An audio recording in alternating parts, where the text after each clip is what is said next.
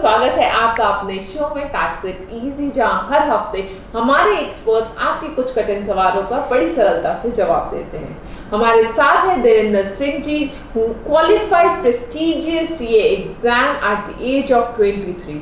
He also cleared insolvency professional exam in the very first attempt itself, and he is also a trainer to GST department. Thank you so much for joining us Thank today. you, Jaspreet. We also have Amit Kumar Gupta, who is a CA turned advocate. He is an author to many books and articles. He runs tax education YouTube channel with the name of Advocate Amit Kumar Gupta, where you can find 500 plus YouTube income tax related videos. Thank you so much for joining us today. Thank you, Amit Kumar Jaspreet. Gupta ji.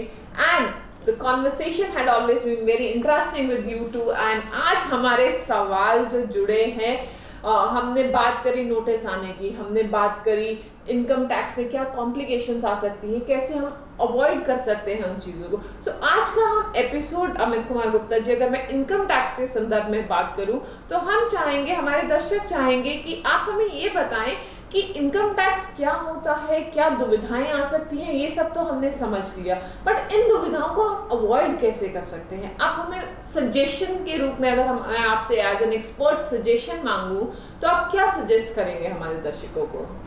Jasprit, मैंने अपने पिछले shows में भी और जहाँ पे भी मुझे मतलब ये क्वेश्चन पूछा जाता है, तो मेरा इसमें जो सबसे पहला आंसर होता है वो ये होता है कि आज के टाइम में हर टैक्स पेयर को जो सबसे पहली रिक्वायरमेंट है उसके लिए वो ये है कि वो एक जिस भी एरिया में रहता है वहाँ का लोकल कोई एक अच्छा टैक्स प्रोफेशनल जो है वो हायर करे।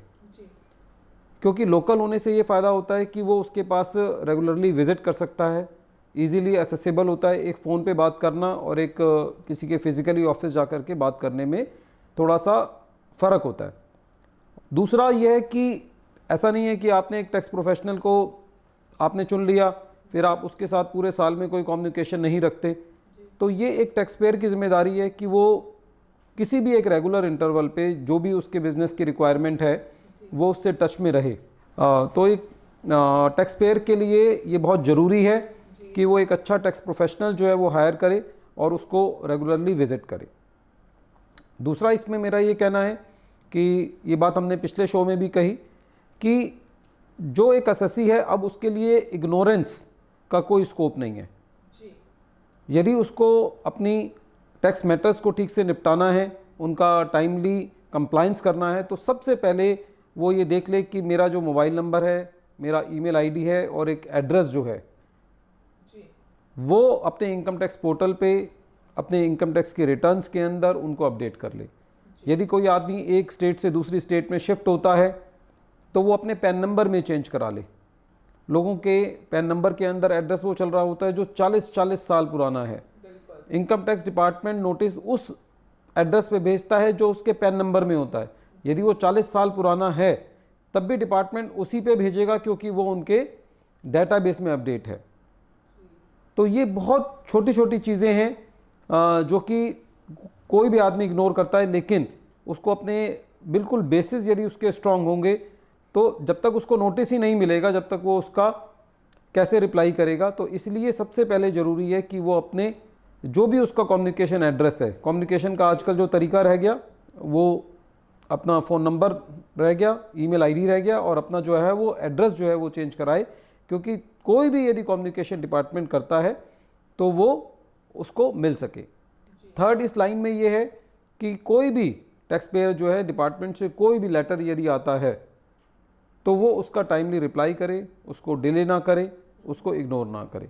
क्योंकि अब वो टाइम चला गया कि डिपार्टमेंट आपके पीछे लगा हुआ है, आपको 10-10 बार नोटिस करेगा, आपको डिपार्टमेंट से फ़ोन आएगा, now the times have gone. वो आपको 1 या 2 बार मौका देंगे, तीसरी बार आपको शोकॉज नोटिस आएगा और चौथी बार आपके पास डिमांड का नोटिस आएगा, जिसके लिए आपको सालों साल जो है वो लिटिगेशन में रहना पड़ेगा। तो इसीलिए जो कोई भी नोटिस आता है उसका टाइमली हर टैक्स पेयर को उसका रिप्लाई करना बहुत ज़रूरी है, तभी वो अपने टैक्स मैटर्स को सही से निपटा सकता है। Otherwise it will create a huge problem for any tax payer.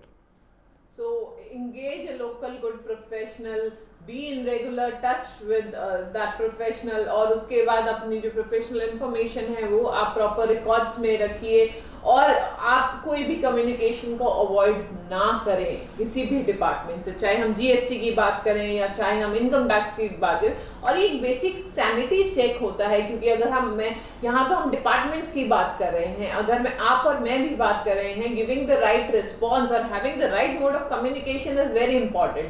So thank you so much. And जैसे कि बहुत बेसिक चेक आपने बोले हैं जो हमें करने चाहिए और किए जा सकते हैं।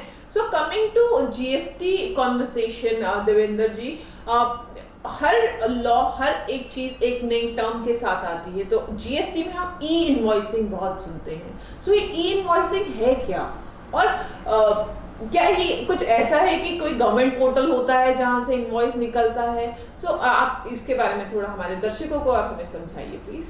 देखिए, ई इनवॉइसिंग जो ये आया, ये सरकार की काफ़ी टाइम से ये मंशा थी, ये इच्छा थी कि जो इनवॉइसिंग है वो ई इनवॉइसिंग होनी चाहिए। ई इनवॉइसिंग कोई ऐसा इनवॉइस नहीं है जो गवर्नमेंट पोर्टल से निकलता है। ये इनवॉइस अभी भी आपके अपने ऑफिस से जनरेट होता है, आपके टैली सॉफ्टवेयर, आपका बीसी सॉफ्टवेयर या कोई भी सॉफ्टवेयर अगर आप फॉलो कर रहे हैं तो ये इनवॉइस आपका वहीं से जनरेट होता है। बट हाँ, आपको इस इनवॉइस को एक तरीके से इन्फॉर्म करना है, रजिस्टर करवाना है गवर्नमेंट पोर्टल पर, जो उनका स्पेसिफिक अपना ई इनवॉइसिंग पोर्टल है। और गवर्नमेंट क्योंकि ये चाहती थी कि गवर्नमेंट ये सिस्टम को लेकर आए, तो कहीं ऐसा ना हो कि ये सिस्टम बैकफायर कर जाए। तो इनिशियली जो ई इनवॉइस है वो एप्लीकेबल किया गया सिर्फ उन असेसिस पर, सिर्फ उन्हीं जीएसटी रजिस्टर्ड पर्सन पर जिनका टर्नओवर 500 करोड़ से ज़्यादा का था। और जब गवर्नमेंट ने ये चेक कर दिया कि उनका सिस्टम क्रैश नहीं हुआ, सब कुछ ठीक चल रहा था, कोई दिक्कत नहीं आई, तो धीरे धीरे उन्होंने इस लिमिट को 500 करोड़ पे 100 करोड़ पर ले आए। 100 करोड़ से फिर ये 50 करोड़ पर ले आए, और 1 अप्रैल 2022 से इस ई इनवॉइसिंग की जो टर्नओवर है उसको वो 20 करोड़ पर ले आए हैं। ये सिस्टम काफ़ी यूजफुल साबित हो रहा है इन टाइम्स टू कम। सो क्योंकि हमने जीएसटी के संदर्भ में बात करी ई इनवॉइसिंग की, तो एक चीज, एक क्लैरिटी मैं और आपकी ओर से चाहूंगी, क्या ये जो ई इनवॉइसिंग सिस्टम है ये उन्हीं लोगों के लिए एप्लीकेबल है जिनका जीएसटी रजिस्ट्रेशन नंबर है, या ये अम्ब्रेला लेवल पे एप्लीकेबल है? देखिए, ये एप्लीकेबल उन पर है जिनका टर्नओवर 20 करोड़ रुपए से अधिक है आज के दिन 1 अप्रैल 2022 से जी। और ये जो 20 करोड़ टर्नओवर देखना है, जब मैं बात करता हूँ टर्नओवर 20 करोड़ से ऊपर है, तो ये टर्नओवर आपके पिछले किसी भी साल में, जब से जीएसटी आया था 1 जुलाई 2017 से जी। किसी भी साल में, चाहे वो 17-18 हो, 18-19 हो, 19-20 हो या 20-21 हो या 21-22 हो, किसी भी साल में यदि आपका टर्नओवर 20 करोड़ से ऊपर क्रॉस कर गया है तो 1 अप्रैल 2022 से ई इनवॉइस आपके ऊपर एप्लीकेबल है। मेरे एक क्लाइंट के साथ ऐसा भी हुआ है जिनका पहले 17-18, 18-19 में काफ़ी अच्छा काम था और उनका टर्नओवर 20 करोड़ से अधिक था, पर पिछले साल कोरोना की वजह से उनके काम में कमी आई, अब टर्नओवर 1-2 करोड़ रुपए रह गया है, पर तब भी उनके ऊपर ई इनवॉइस एप्लीकेबल है क्योंकि उनका टर्नओवर पिछले किसी साल में 20 करोड़ से अधिक रह चुका है। सो एक बहुत इंपॉर्टेंट पॉइंट जो नोट करने वाला ये है कि इनवॉइसिंग, आज आपका टर्नओवर है वो तो एक क्राइटेरिया है ही है कि आपको इनवॉइस करना है, फाइल करना है या नहीं करना। उसके साथ अगर आपका पिछले आपकी हिस्ट्री में भी 20 करोड़ से ऊपर टर्नओवर रहा है तो इनवॉइसिंग, ई इनवॉइसिंग उतनी ही इम्पॉर्टेंट है। देवेंद्र जी, हम यहाँ बात कर रहे हैं 20 करोड़ के टर्नओवर की।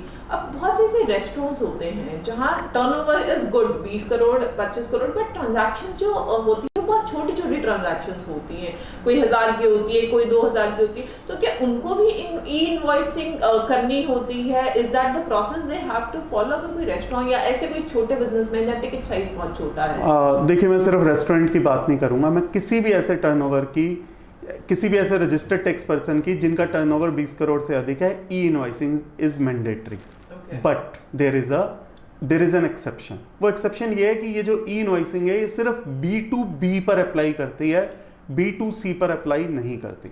B2B का अर्थ है जहां मैं रजिस्टर्ड और रेसिपिएंट रजिस्टर्ड, जहां पर हम दोनों registered, E invoicing is applicable provided turnover of the supplier is more than 20 CR।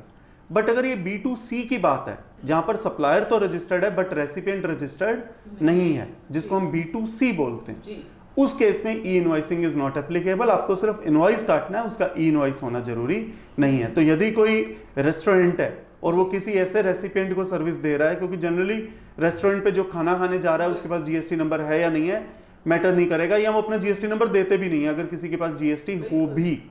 तो क्योंकि ये B2C ट्रांजेक्शन के रूप में हम इसे काउंट कर रहे हैं, तो e invoicing is not applicable. आपका एक नॉर्मल इनवॉइस जो अभी तक आप काटते आए हैं वही इनवॉइस इनफ है। जब आप एंड यूजर को सर्विस दे रहे हैं तो वो जीएसटी धारक है नहीं है उससे फर्क नहीं पड़ता है।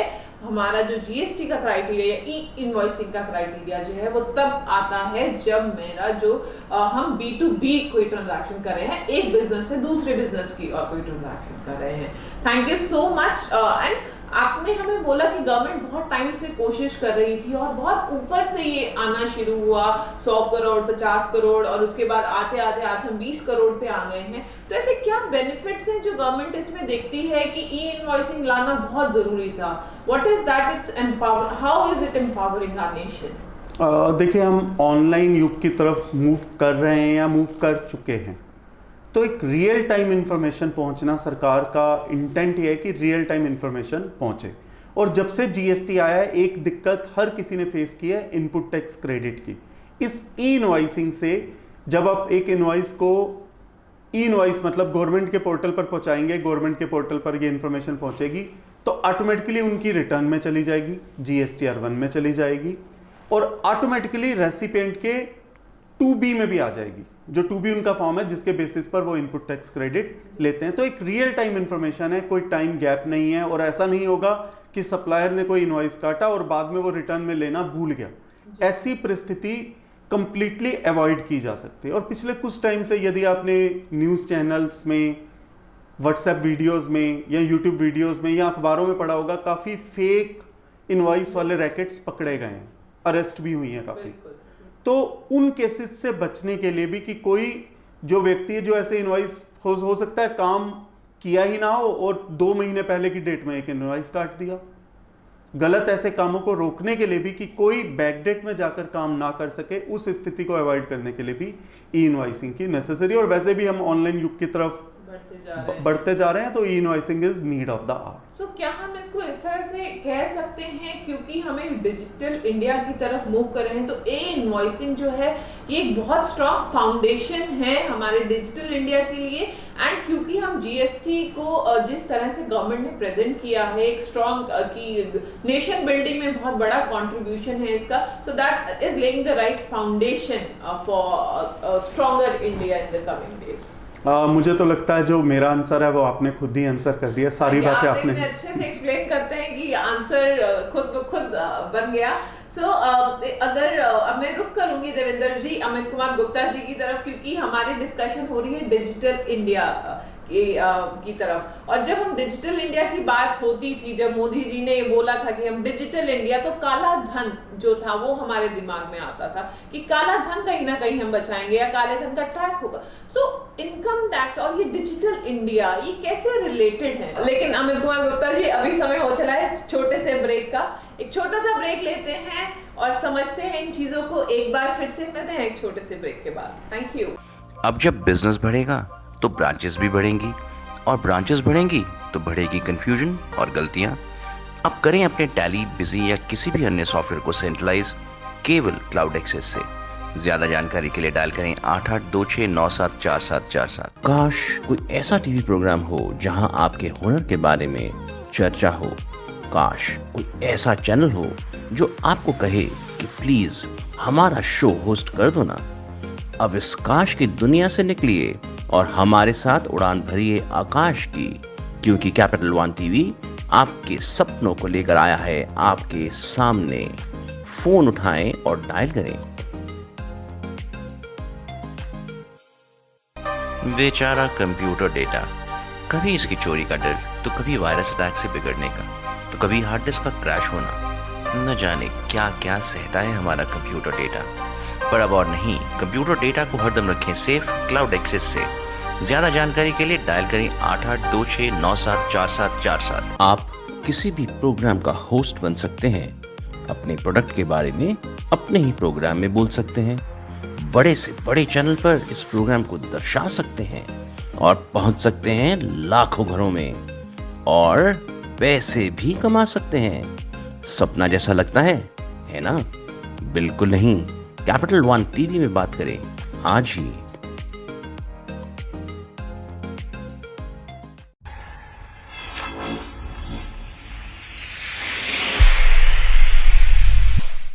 Welcome back everyone and now Amit ji बात कर रहे थे डिजिटल इंडिया की।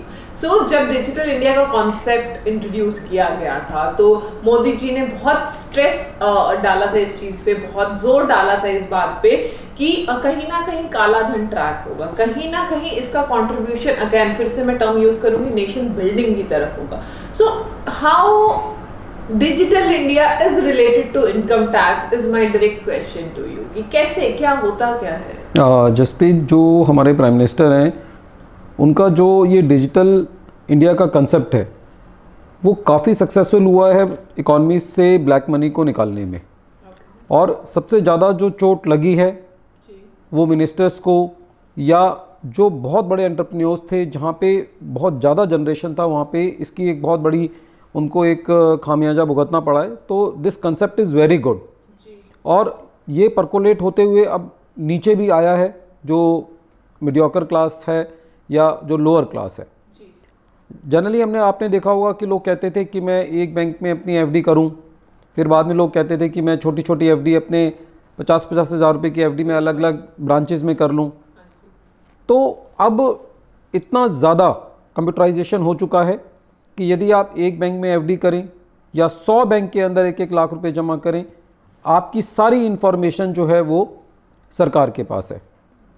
आपका पैन नंबर जो है वो आपके आधार से लिंक है और आपका आधार आपके मोबाइल से लिंक है। हर चीज़ के लिए ओटीपी, चाहे वो आप कोविड की वैक्सीन लगवाने जाएं, आपके उस मोबाइल नंबर पे ओटीपी आता है जो आपके आधार में रजिस्टर्ड है। तो इसलिए जब भी आप शॉपिंग करने जाएं, यदि आप वहाँ पे मोबाइल नंबर दे रहे हैं तो इसका मतलब आप ये समझ लें कि चाहे आपने मैकडॉनल्ड में बर्गर खाया हो, या आपने 10,000 रुपये की घड़ी खरीदी हो, या आपने किसी होटल का बिल पे किया हो, सारी की सारी इन्फॉर्मेशन जो है वो अब हमारे इनकम टैक्स डिपार्टमेंट के पास है। तो ये छोटी छोटी इन्फॉर्मेशन को कलेक्ट करके इनकम टैक्स डिपार्टमेंट जो है वो आपको नोटिस इशू करता है।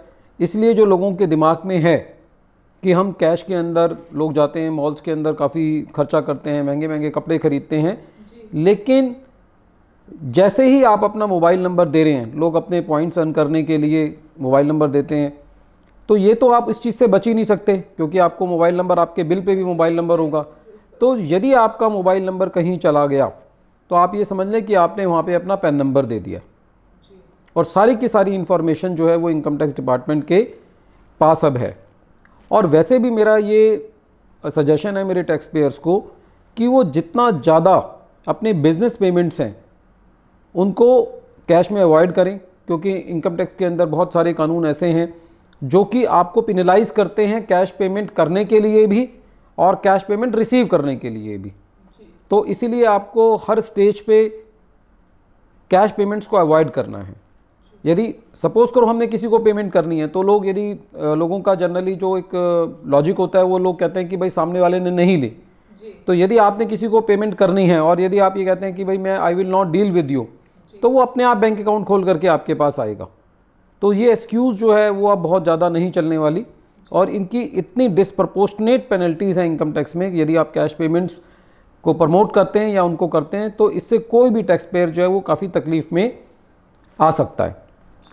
और दूसरा ये कि जो हमारे टैक्स पेयर हैं, एक जनरल ट्रेंड ये देखा गया है कि वो अपने मैटर्स को लिंगर ऑन करते हैं। सपोज करो कि आपको इन्वेस्टमेंट करनी है, एटीसी के अंदर जो इनकम टैक्स का एक सेक्शन होता है जिसमें आप इन्वेस्टमेंट करते हैं तो आपका कुछ टैक्स सेव हो जाता है, तो लोग जाकर के मार्च के महीने में करते हैं। तो this type of taxes should be avoided. इससे कुछ हासिल नहीं होने वाला। आपने अपना इंश्योरेंस प्रीमियम पे करना है, आप साल के आखिर में पे करेंगे। आपको अपना पब्लिक प्रोविडेंट फंड में पैसा डालना है, यदि आप साल के शुरू में डालेंगे तो आपको पूरे साल का ब्याज मिलेगा। तो जो भी आपको काम करना है यदि आप टाइमली कर लेंगे तो इससे एक एसएससी की जो छवि है वो भी इनकम टैक्स डिपार्टमेंट के नज़रों में सुधरती है। ये मेरा एक डिजिटल मीडिया और जो डिजिटल इंडिया का कंसेप्ट है ये इनकम टैक्स से बिल्कुल डायरेक्टली रिलेटेड है। और बहुत खूबसूरती से आपने ये बात हमें समझाई कि डिजिटल इंडिया जो है, जब हम कैश ट्रांजैक्शन को प्रमोट नहीं करते, कितना इम्पैक्टफुल रहा है डिजिटल इंडिया। ये तो हम यही सोच के, यही देख के पता लगा सकते हैं कि आज के डेट में एक सब्जी वाला भी एक स्कैन कोड और एक गूगल पे रखता है कि मैडम आप यहाँ पेमेंट कीजिए, और छोटी छोटी पेमेंट्स जो हैं हम कर पा रहे हैं। Thank you so much. और जो हमें समझ में आ रहा है, जो मुझे समझ में आ रहा है देवेंद्र, चाहे वो ई इनवॉइसिंग की बात करें, चाहे वो हम डिजिटल इंडिया की बात करें, we are laying a foundation of a very very strong India. तो ये छोटे छोटे जो इनिशियल हिकअप्स आ रहे हैं, हमारी इकोनॉमी अभी उस स्टेज पे है। But coming back to the topic of invoicing, आपने मुझे बोला कि जसप्रीत जहाँ 20 करोड़ का टर्नओवर है या जो एक पर्टिकुलर कैप है, उसके अगर नीचे मेरा बिजनेस है तो मेरे को ई इनवॉइसिंग मैंडेटरी नहीं है। सो किन केसेस में हमें, मतलब इसके अलावा भी कुछ केसेस हैं जहाँ हमें ई इनवॉइसिंग की छूट है? मैं आपका क्वेश्चन जहाँ तक समझ पाया हूँ वो ये है कि क्या अगर आपका टर्नओवर 20 करोड़ से ऊपर है तो क्या तब भी इनवॉइसिंग से छूट है? क्योंकि 20 करोड़ से नीचे है तब तो इनवॉइसिंग एप्लीकेबल है ही नहीं। बिल्कुल। अगर आपका टर्नओवर 20 करोड़ से ऊपर है तो B2C के केस में e invoicing is not required, और उसके अलावा बैंकिंग कंपनीज पर, इंश्योरेंस कंपनीज पर, उन पर e invoicing is not applicable. Passenger transportation services पर, GTAs पर, गुड्स ट्रांसपोर्ट एजेंसीज पर, SEZ पर, और गवर्नमेंट ने अपने आप को भी इस परव्यू से बाहर रखा है। गवर्नमेंट एंटिटीज पर भी अगर आपका टर्नओवर चाहे 20 करोड़ से अधिक है, e invoicing is not applicable. और इवन सिनेमा हॉल्स के ऊपर भी, जो थिएटर्स हैं जहां पर मूवी दिखाई जाती है, उनका टर्नओवर लाजमी है कि अक्सर 20 करोड़ रुपए से अधिक ही होगा। आजकल के टाइम में जहां टिकटें 400, 500, 500 रुपए की होती हैं, तो वहां पर 20 करोड़ टर्नओवर कोई बहुत बड़ा टर्नओवर नहीं रहा। बट आप सोचिए कि आप टिकट लेने की लाइन में लगे हैं या आप ऐप के थ्रू टिकट बुक करा रहे हैं, तो उस वक्त ई इनवॉइसिंग का होना, क्योंकि सारा काम आजकल आर्टिफिशियल इंटेलिजेंस के थ्रू, एप्स के थ्रू हो रहा है, तो e invoicing is not applicable कि इतना टाइम ना लगे। तो जो आई मीन टू से जो थिएटर्स हैं, जो सिनेमा हॉल्स हैं, उसको भी इस परव्यू से बाहर रखा गया। To conclude, I would say banking company, insurance company, passenger transportation service, goods transport agencies, cinema halls, SEZ और गवर्नमेंट एंटिटीज, इन सब के ऊपर e invoicing is not applicable, चाहे आपका टर्नओवर 20 करोड़ से अधिक है। तो मान लो मैं किसी गवर्नमेंट कंपनी के साथ डील कर रही हूँ, तो वहाँ आप मेरे को ये बोल रहे हैं कि इनवॉइसिंग जो है उनकी तरफ से जनरेट होके आना है, normal invoice will work. Thank you so much. और आपने अभी बीच में एक चीज हमें बताई थी कि जसप्रीत, मान लो किसी का टर्नओवर पिछले समय में 20 करोड़ से ऊपर है, तो उसको तो फिर e invoicing it's still applicable irrespective of the fact आज वो 15 करोड़ पे, 5 पे है या 10 पे है। मान लो साल के बीच में, मान लो अगस्त 2022 में मेरा टर्नओवर जो है 20 करोड़ से ऊपर चला जाता है, उस केस में अब ई इनवॉइसिंग को मैं किस तरह से देखूंगी एज अ टैक्स पेयर? तब ई इनवॉइसिंग, अगर आपका टर्नओवर अगस्त 2022 में 20 करोड़ क्रॉस कर जाता है, तो ये नहीं है कि अगस्त से ही आपके ऊपर ई इनवॉइसिंग एप्लीकेबल हो जाएगी। पहले ये पूरा साल कंप्लीट होगा, फाइनेंशियल ईयर, और अगले आने वाले साल से, अगले फाइनेंशियल ईयर से 1 अप्रैल 2023 से आपके ऊपर ई इनवॉइसिंग एप्लीकेबल होगी। पार्ट ऑफ द ईयर पर e invoicing will not be applicable, in between नहीं होगी। यस, आपको ये पूरा साल कंप्लीट होगा और उसके बाद ही ई इनवॉइसिंग एप्लीकेबल होगी। It was a very important question. और एक चीज आपने और बताई हमें कि पहले गवर्नमेंट ने जो ई इनवॉइसिंग की लिमिट थी वो बहुत अपर लेवल पे थी, फिर और कम हुई, पहले 50, 500 से गए, 100 पे गए, अब 50 पे आ गए, 20 पे आ गए। सो क्या अल्टीमेटली गवर्नमेंट का जो टारगेट है, गवर्नमेंट जो जिस तरह से इसको देख रही है, would it be applicable for all? मतलब जिस हिसाब से हमारी जो कैप है वो नीचे आती जा रही है, और क्या आपको लगता है कि गवर्नमेंट की क्या सोच है या कैसे वो इनको देखते हैं आने वाले समय में? ये गवर्नमेंट का काफ़ी अच्छा काम रहा है पारदर्शिता के लिए, ट्रांसपेरेंसी के लिए, जो इस टर्नओवर को रिड्यूस किया गया और मैक्सिमम टैक्स पेयर्स को इस नेट के अंदर कवर किया गया। जहाँ तक आप मुझसे मेरा अगर व्यू जानना चाहें, तो मुझे उम्मीद है आगे आने वाले टाइम में 10 करोड़ या 5 करोड़ तक भी आ सकता है। बाकी हर किसी के लिए, क्योंकि हमारा काफ़ी बेस छोटे शहरों में, छोटे प्रांतों में भी रहता है, तो मुझे नहीं लगता कि ये हर किसी पर एप्लीकेबल होगा। बट हाँ, ये 5 करोड़ तक आ सकता है, ऐसा मेरा मानना है। बाकी फ्यूचर जानता है, समय जानता है कि सरकार क्या लिमिट लेकर आती है। जो भी वो लिमिट लेकर आएगी, वही एप्लीकेबल होगी। आज का हमारा डिस्कशन बहुत ही इंटरेस्टिंग रहा है, क्योंकि आज के डिस्कशन में मुझे ऐसा लग रहा है कि हम एक मजबूत इंडिया, एक स्ट्रॉन्गर इंडिया की तरफ मूव कर रहे हैं। और इनकम टैक्स की बात करें, चाहे हम डिजिटल इंडिया की बात करें, चाहे हम ई इनवॉइसिंग की बात करें, हाँ मुश्किल है अभी अडॉप्ट करने में, but we are going towards a smoother India. Amit ji, एक सवाल मैं क्विकली समय की लिमिटेशंस को समझते हुए आपसे पूछना चाहूंगी। मेडिकल प्रीमियम लोग कैश में इंसिस्ट करते हैं क्योंकि देवेंद्र जी ने अभी बात करी बैंकिंग सिस्टम की, जहाँ पे इनवॉइसिंग नहीं हो सकती, तो वहां से ये सवाल मेरे दिमाग में आए कि मेडिकल प्रीमियम्स जो हैं लोग कई बार कैश में देने के लिए इंसिस्ट करते हैं, नहीं। तो इन सिनेरियो में हमारे टैक्स पेयर्स के लिए, हमारे ऑडियंस के लिए आपका क्या मैसेज होगा, how to look towards these situations? इसमें जसप्रीत क्या है कि कहीं पे भी ऐसा जो बाकी सारी इन्वेस्टमेंट्स होती हैं, वो चाहे वो LIC की हो या प्रोविडेंट फंड में जमा करने की हो, वहाँ पे कोई भी कैश में जमा करने में मनाही नहीं है। लेकिन खाली मेडिकल प्रीमियम के केस में एक्ट में लिखा हुआ है कि आपको ये चेक से पे करना है। तो मेरा तो मोटे तौर पे ये सजेशन है कि आप सारी इन्वेस्टमेंट्स चेक से करें, क्योंकि सपोज़ करो आपसे कहीं आपकी रिसीट मिसप्लेस भी हो जाती है, तो उस केस में आपके पास एक ट्रेल होता है कि मैंने ये बैंक से पे किया था। लेकिन मेडिकल प्रीमियम के केस में पर्टिकुलरली आप ये ध्यान रखें कि आपको वो कैश में नहीं पे करना, क्योंकि यदि आप कैश में पे करते हैं तो उसका बेनिफिट जो सेक्शन 80D के अंदर है इनकम टैक्स के प्रावधान में, वो आपको नहीं मिलेगा। ग्रेट। और जैसे कि आपने कंक्लूडिंग रिमार्क्स हमें दे ही दिए कि जसप्रीत, ऐसा नहीं मेडिकल इंश्योरेंस नहीं, इन्वेस्टमेंट्स नहीं, all your investments, all of them should be through check, should be digitally processed. Yes. So that ये सिर्फ रिकॉर्ड के लिए नहीं, आपके अपने सहूलियत के लिए भी बहुत बेनिफिशियल होता है। Thank you so much for your wonderful discussion. It was such a brainstorming conversation we had today. Thank you so much. And हमारे दर्शकों के लिए आपके बहुत से सवाल हमारे पास आ रहे हैं। हमने कोशिश करी कि इस चर्चा के थ्रू हम आपके उन सवालों के जवाब दें, बट अभी भी कुछ अगर आपके सवाल हैं, कुछ ऐसे टॉपिक्स हैं जो आप चाहेंगे हम आने वाले अपने एपिसोड्स में डिस्कस करें, please do write to us, we would love to answer your question. Thank you so much and देखते रहिए tax it easy. Thank you.